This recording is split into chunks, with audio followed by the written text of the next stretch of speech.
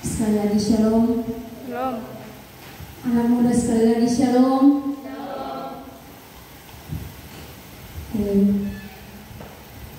Malam hari ini saya tidak akan berkhotbah, namun kita hanya sebatas sharing. Dan dalam pengambilan pembacaan firman Tuhan saya ambil dari Mazmur pasal 31 ayat 2 sampai dengan ayat yang ke-8.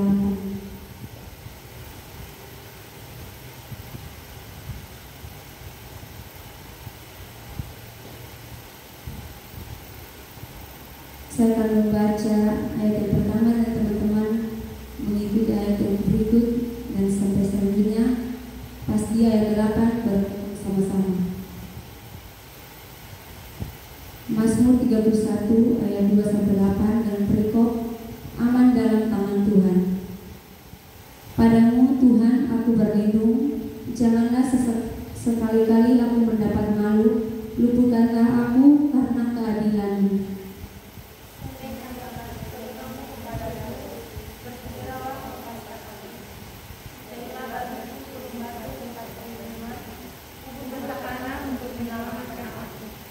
Sebab Engkau bukit batuku dan pertahananku, dan oleh karena nama-Mu Engkau akan menuntun dan membimbing aku.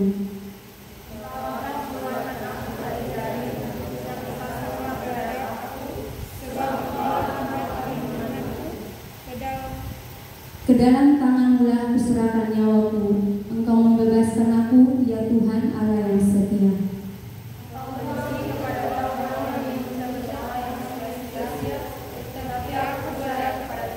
Kita sama-sama.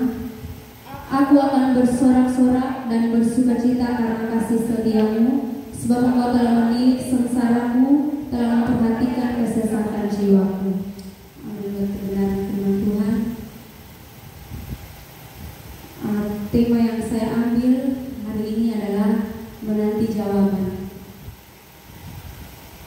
Entah itu jawaban Tuhan, jawaban doa, atau apapun itu. Tapi kalau kita sebagai anak muda kita menanti jawaban apa ini? Menurut teman-teman yang sedang teman-teman menanti-nantikan, jawaban doa atau jawaban doi? Si doi maksudnya. Biar jawab dalam hati saya teman-teman. Saya akan membagikan beberapa poin, yaitu 4 jawaban Tuhan atas seruan doa kita. Doa yang kita naikkan kepada Tuhan itu seperti halnya kita buat proposal gitu. Kita tulis apa masalah kita, keinginan kita, apapun itu kita sampaikan kepada Tuhan. Namun kadang-kadang yang kita naikkan kepada Tuhan itu belum tentu langsung Tuhan jawab. Benar teman-teman? Itu yang kita sebut dengan menanti-nantikan. Dari tadi yang bilang 4 poin, 4 jawaban Tuhan atas seruan doa kita. Yang pertama adalah jawaban Tuhan yaitu ya. Kenapa ya? Karena terjadi sesuai apa yang kita imani. Contoh yang kita ambil dalam tokoh kita yaitu Bartimeus. Kita tahu kalau Bartimeus itu seorang yang buta. Tuhan lewat dan Tuhan tanya mau apa? Jadi dia mau melihat. Dan yang terjadi adalah di saat yang sama pada waktu Tuhan datang, sesaat itu pun dia dapat melihat. Itu semua karena apa yang iman yang ada pada dia. Yang kedua, jawabannya tidak. Bukan berarti tidak, tapi belum. Yang kira-kira menurut saya, setiap kali kita berdoa, tapi kayak Tuhan sampai tahu jawab begitu. Kira-kira kalau garis ketemu diri apa yang menjadi penghambat sampai Tuhan belum bisa dengar kamu punya doa gitu. Betul sih dikatakan tidak karena ada yang penghambat yaitu dosa. Amin. Yang ketiga yaitu sabar. Ketua anak muda itu pasti paling terkenal karena bisa sabar. Betul pasal. Ketemu mau tuh apa-apa instan, kalau boleh cepat-cepat sah. Semua yang lama-lama apalagi sabar menunggu karena itu hal yang paling sering bagus, yang paling sering menyenangkan. Kalau mau tentang sabar artinya tentang waktu. Di situ ada ketekunan. Bagaimana kita bisa sabar terhadap doa yang kita naikkan yang belum Tuhan jawab. Bisa saja Tuhan menguji kita punya kesabaran, seperti yang minggu-minggu lalu Bapak suruh ngomong khotbah tentang penantian satu jawaban. Pasti itu harus sabar. Dan poin yang terakhir itu bertindak.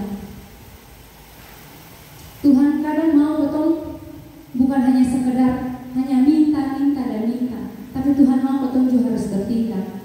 Seperti hanya di dalam kita yaitu tentang 10 orang yang sakit kusta. Itu Tuhan suruh dong pergi ke suatu tempat gitu. Di dalam itu kota tuh sendiri terima yang orang-orang yang sakit kusta gitu. Tapi di tengah perjalanan karena mereka taat, ikut saja apa yang Tuhan mau. Di tengah perjalanan mereka disembuhkan, sakit kustanya sembuh. Itu karena apa? Mereka bertindak.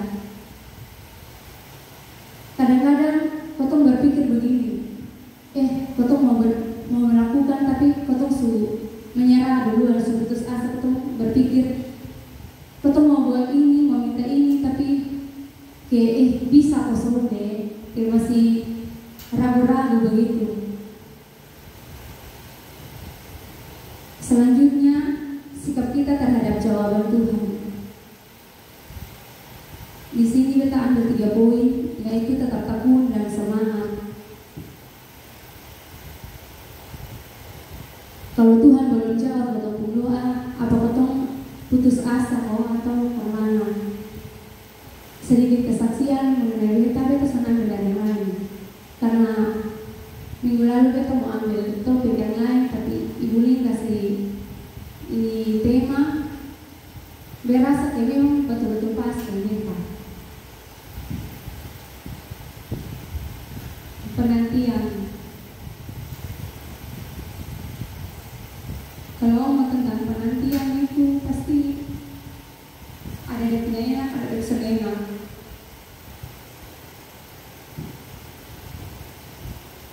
Kenapa kita menangis? Karena selama 3 tahun ini teman-teman sendiri tahu kita menanti akan di masa depan. Tapi saat yang kita percaya bahwa kita tetap setia melayani Tuhan, Tuhan punya upah yang besar buat kita. Kita punya upah pasti Tuhan. Yang kita mengajarkan buat teman-teman, jangan berpikir bahwa teman-teman kita masih muda, masih begini-begini, soal penting itu. Yang penting kita setia melayani Tuhan saja itu. Mereka sampai kadang-kala setan punya intimidasi itu ada sih. Bilang, lu nih sudah melayani Tuhan, lalu masuk kerja ini segala macam, saya pernah diterima ini itu. Itu intimidasi. Tapi kalau dia tak ikut setan punya mau, dia bilang mau betul lah. Selama ini dia melayani Tuhan begini-begini. Tapi apa dia hidup begini-begini? Tapi dia selalu berpegang pada firman Tuhan. Dia bilang beta ikut Tuhan punya mau sah. Beta intinya beta tetap setia. Tuhan punya rencana yang lebih bagus dari beta. Kalau beta memaksakan beta kerja sebentar, beta punya pelayanan terganggu segala macam.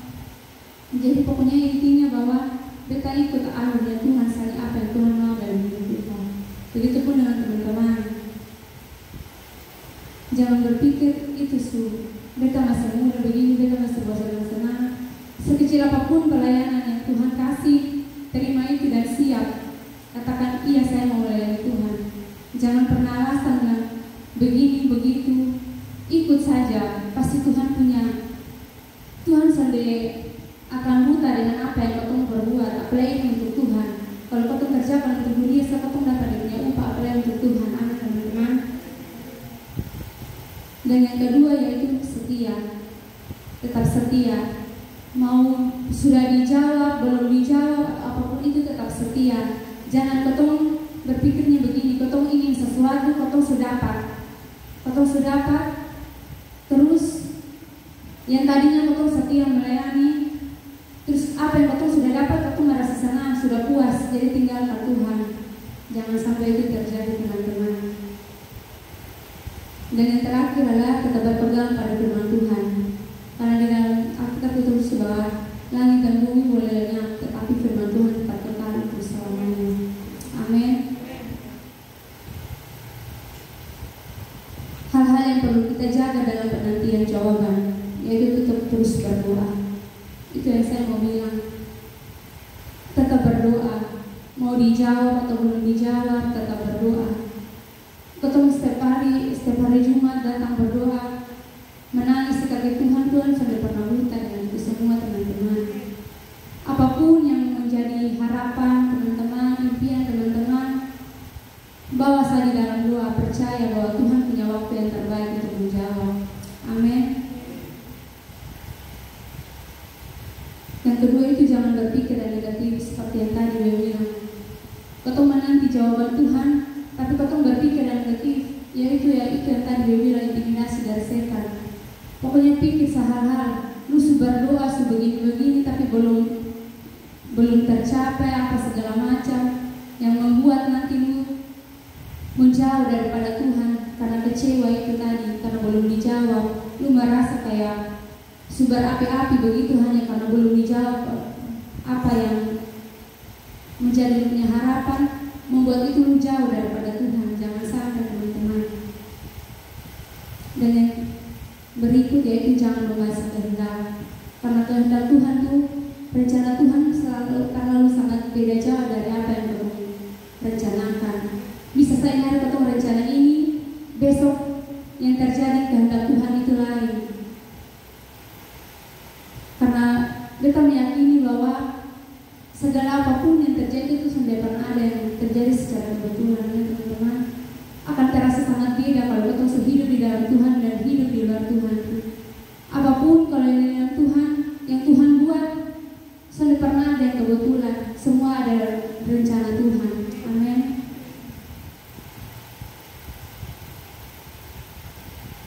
Dan yang paling terakhir yaitu jangan berputus asa apalagi merasa kecewa, dan terus tetap berdoa.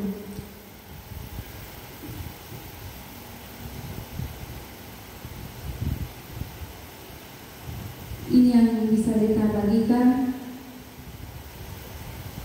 Mungkin dari teman-teman ada yang mau menambah atau mau sharing, kita kasih kesempatan.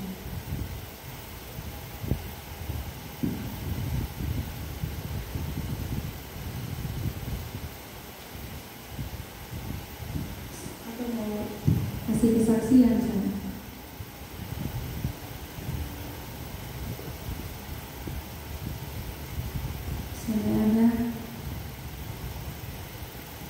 Kalau saya ada, mari kita berdiri. Jangan marah karena dengan singkat.